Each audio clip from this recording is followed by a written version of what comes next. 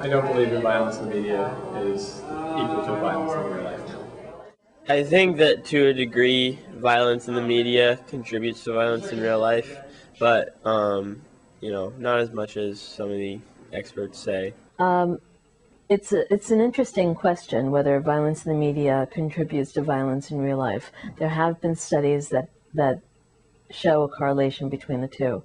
Violence in the media contributing to violence in real life, I would have to say, in my opinion, yes. I feel that violence in video games doesn't translate directly, but again, along the lines of the previous question, violence in video games reduces sensitivity to violence in real life, and so I don't think it will directly impact, but I think there is a piece, a connection. I don't think they contribute that much to violent behavior. Kids are hooked on games. Kids play games and 8, 9, 10 hours a day, especially in the summer. So there must be an impact.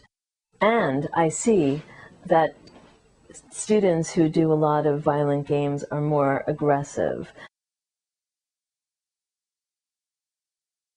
Well, I don't think I make a distinction between violent media and violent games. I think violence of any sort is not healthy. But I think violence in the media, if it's done on film or on television and it's part of what's needed for the scene, is somewhat appropriate. The reason that I would make a distinction between games and other forms of media would be that in games you're trying to produce and live out a fantasy of whatever kind.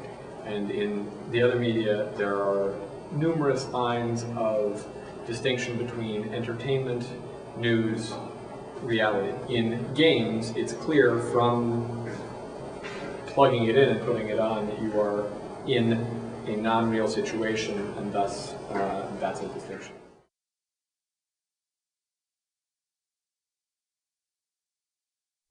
I think that one certainly has the right to play video games, and as well as one has the right to view porn. I would consider games protected under the First Amendment. Consider games protected under the First Amendment because they are a form of speech and communication, and thus I see no reason why they should be censored.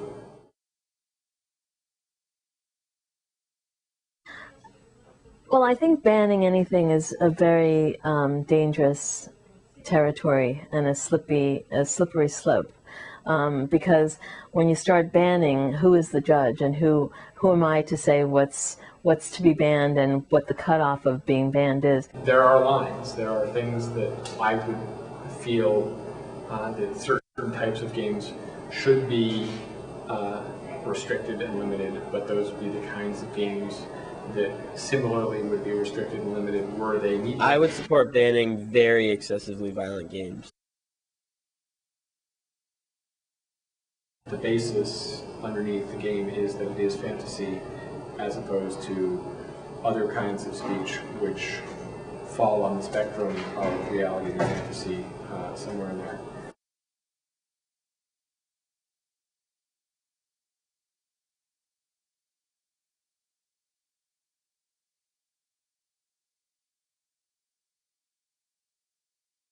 One of the things that allows you to do is to explore both of those perspectives and thus understand where those perspectives are coming from better than you would in some other forms of media.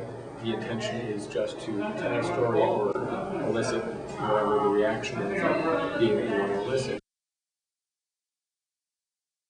I don't understand why kids like violent video games. And I think that it's a sad commentary on where kids are at in playing. They're isolated on computer, and they're isolated in these Dungeons and Dragons and isolated communities, which are negative in tone, and so I don't see them as a positive community. You're isolated in your when you play video games, you're entirely isolated.